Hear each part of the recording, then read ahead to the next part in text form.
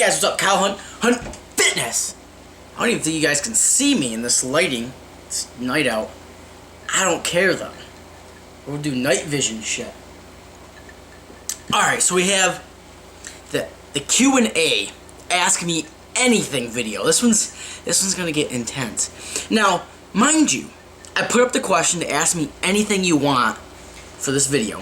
On Twitter, the Hunt Fitness Facebook page, my Kyle Hunt Fitness page, just on Facebook, and Twitter and the Hunt Fitness Facebook page. I gotta say, guys, that is lousy as shit. I got like 5 questions each, so I'm not even gonna bother answering them because on the Kyle Hunt just Facebook page I got like 45 comments. So I am gonna rush through and speed answer all these motherfuckers because I don't want this to be like a 3-part thing. I want to get it done right now, and it's gonna be under 10 minutes. So here we go. I'm diving into this shit. It's gonna get crazy. All right, first question. Well, first, as soon as I posted this, I'm like, ask me anything. I go, I have to. The first comment has to be me saying in before Mike Ebbers asks length, girth, etc. That's his favorite question he asks on every Q&A video. Within a minute, he already posted it, but I beat him to it. Mike, step your game up, son. All right, Josh Cleveland, how tall are you, Hunt? Guys, I'm 5'4" and a half. 5'4" and a half. Manlet status, the manlet. How do you know Nick Wright, NWB? How do I know Nick Wright? I don't even know Nick Wright. Who's Nick Wright? I met Nick on his NWB page. I think it was when he first started it. I don't know how I first heard about Nick. I don't know. Anyways, I just started posting and answering questions. This is back when we were like 17 or something when he first started this page. And I was asking him, answering questions, and somehow we got talking, and I don't know, I think we just really hit it off and just basically became really good friends and did a lot of business together, and we're still friends to this day. So, I mean, me and Nick, yeah, we do a lot of business stuff, and I'm his coach, but, I mean, we've done a lot of business stuff. Plus, we're buddies when we hang out as much as we can, which isn't as much as I'd like.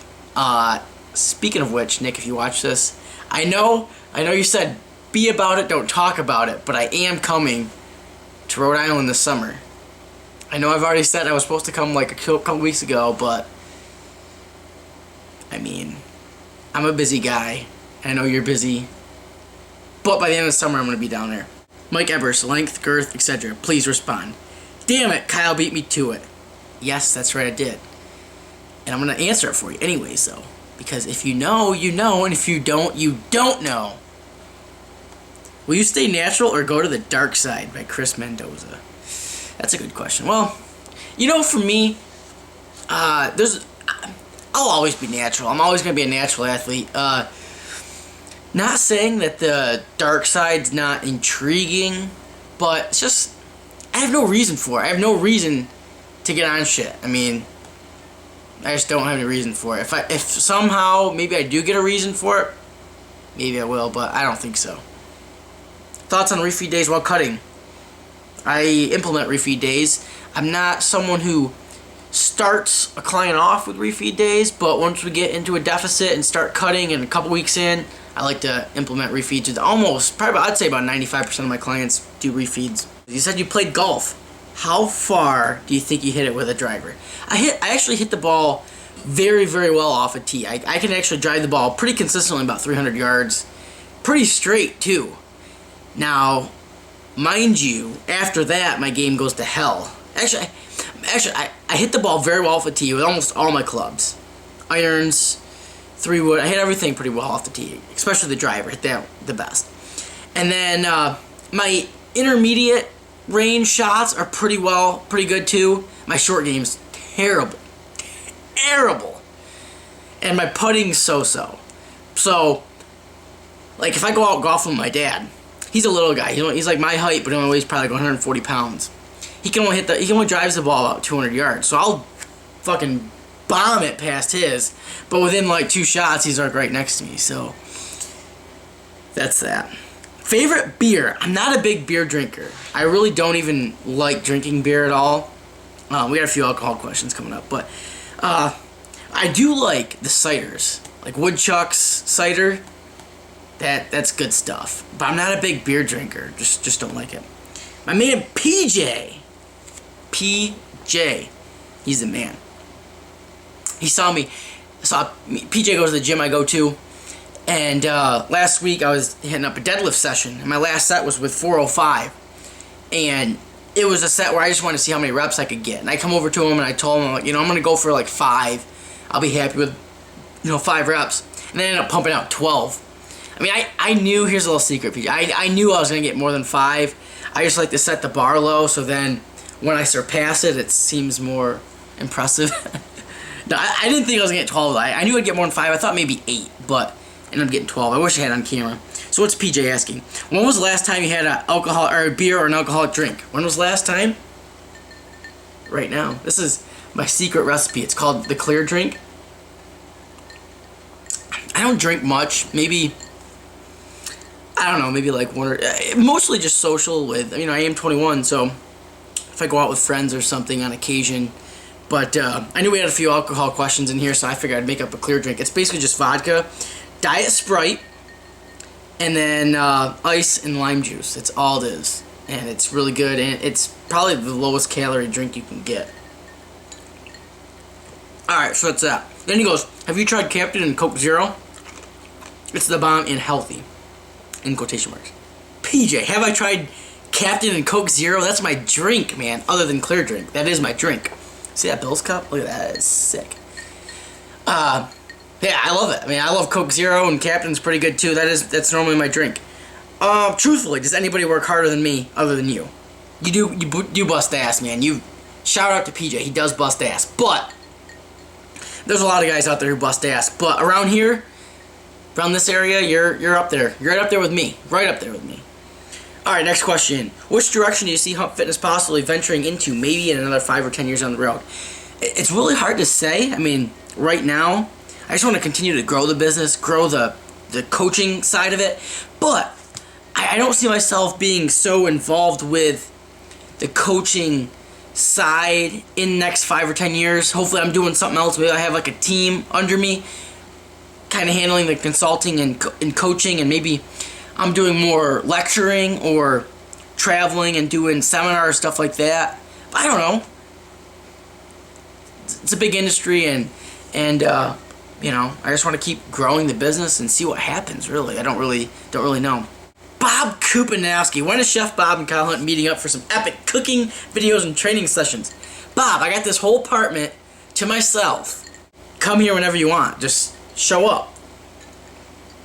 Whenever you have time off from substitute teaching or whatever you're doing right now, drive up to Corning, stay for the weekend, we'll train, do some epic cooking videos. I know everyone loves to see Chef Bob on camera with his training, cooking, everything. Come up.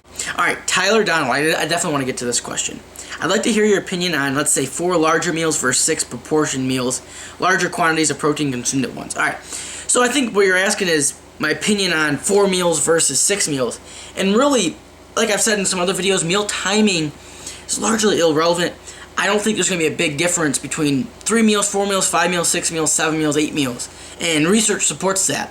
There's been a bunch of studies where they've shown, really compared like 6 meals a day template to a 3 meal a day template. Haven't really seen much of a difference in body composition or any other measurable statistics. And a few studies even showed like the 3 meal better at controlling hunger than even a 6 meal. So, and as we know, there's no benefit to eating more meals as far as your metabolic rate is concerned. The thermic effect of feeding is more based on overall calories rather than how they're divided up. So eating more frequently does not elevate your metabolic rate. And the one downside to say you're eating 6 or 8 meals, and especially for females who don't have or smaller individuals who don't have a really high protein intake, you run the risk of getting your individual protein bolus shot too low to maximize protein synthesis. So that's another thing to consider. But to really answer the question, whatever's best for you, whatever's most convenient. I'm not gonna, if you can hit your macros best by 6 meals a day and that's what's most comfortable for you and what fits your schedule best, so be it. Go with 6 meals. Most people 4 or 5 is what's optimal, but it doesn't make a difference. This is from Mike Snyder, how did you feel and deal with your first client, and why did you choose to be a personal trainer? Well, first off, I'm not really even a personal trainer anymore. I don't even work with anybody really in person much. I'm all online. Just, it's so much easier for me. But when I first started, actually I started personal training when I was 17 before I even had a certification. She didn't get certified until 18. Really, I love fitness. I love being involved in the industry, so I had to, I'm like, why not get paid for doing something I like? That's how I got into it.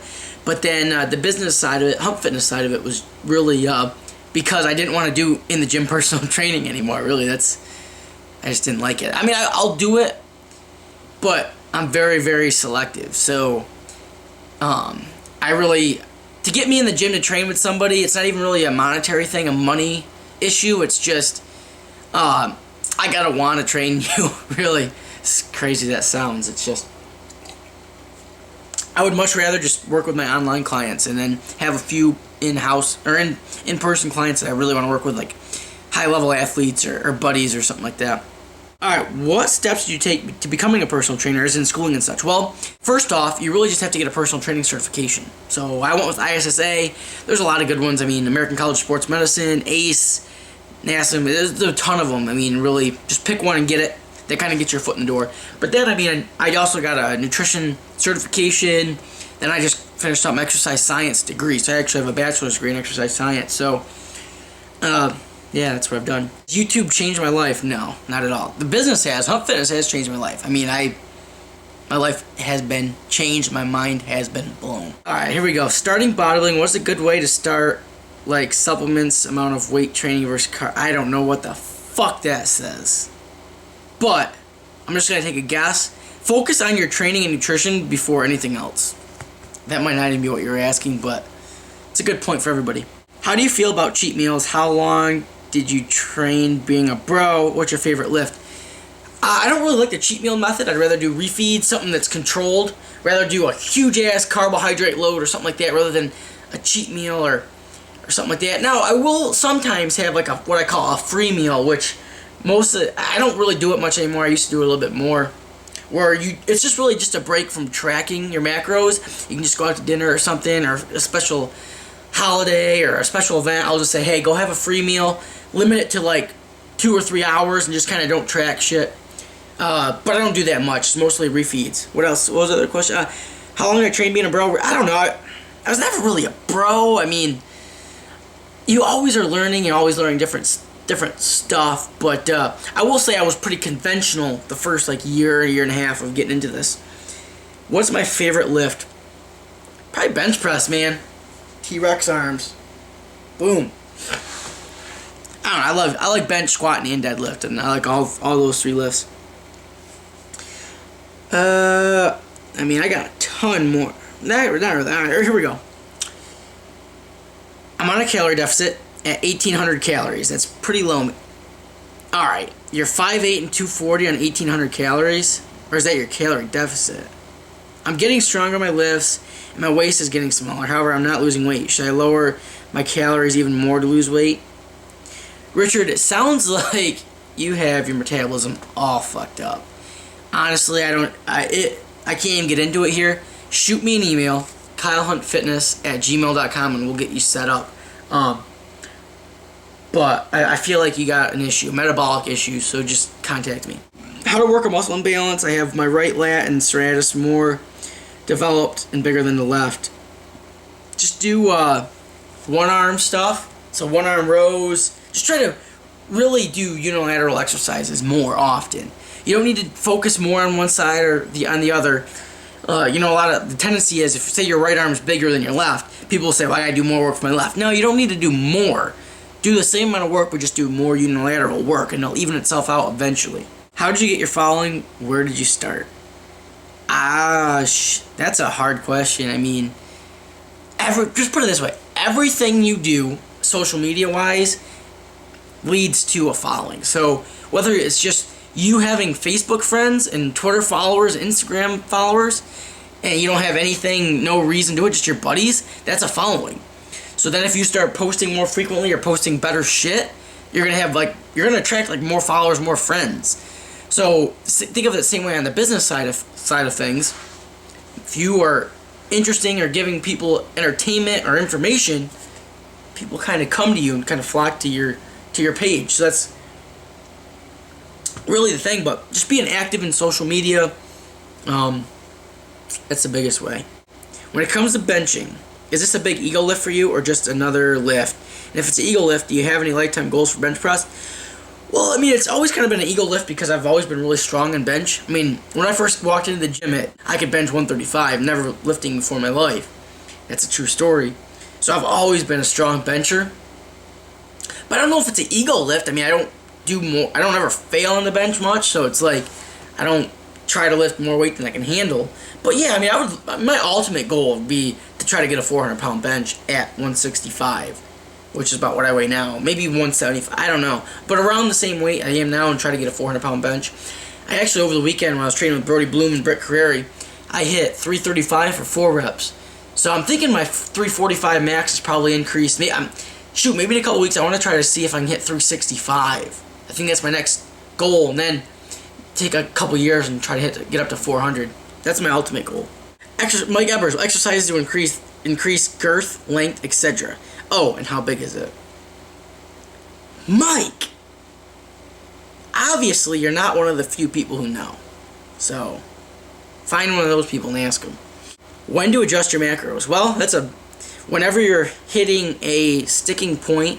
So if you're on a fat loss phase, you're not losing fat anymore, you need to adjust either cardio, which I don't really like doing that much, or nutrition-wise, macros to create more of a deficit or to spark progress. But it doesn't always need to be reduced. I mean, an adjustment could be anything. But really, only adjust your macros when you have to. Don't make adjustments just for the sake of making adjustments. That's a big mistake people make. Amber, can a woman lift weights if she's pregnant? Yes.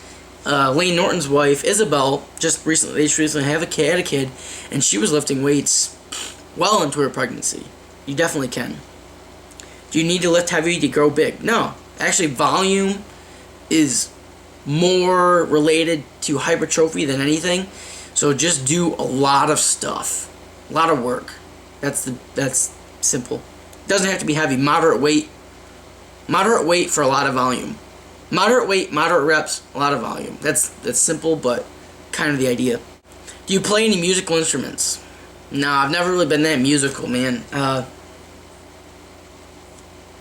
Just not.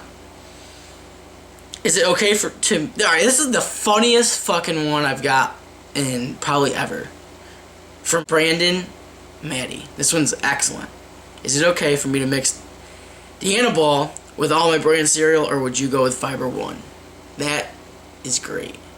Should you mix D-Ball with brand cereal, Fiber One? I'd say it's a personal preference, but I'd go with brand because it's cheaper and you can get like the off-brand that's still pretty good. And who doesn't like brand cereal? Sprite Zero Thoughts. Love it. Well, that pretty much wraps it up, guys. Ask me anything. Follow me on Twitter, Hunt Fitness. Follow me on Instagram, Hunt Fitness. Like the Hunt Fitness Facebook page. Add me on Facebook, Kyle Hunt. Peace.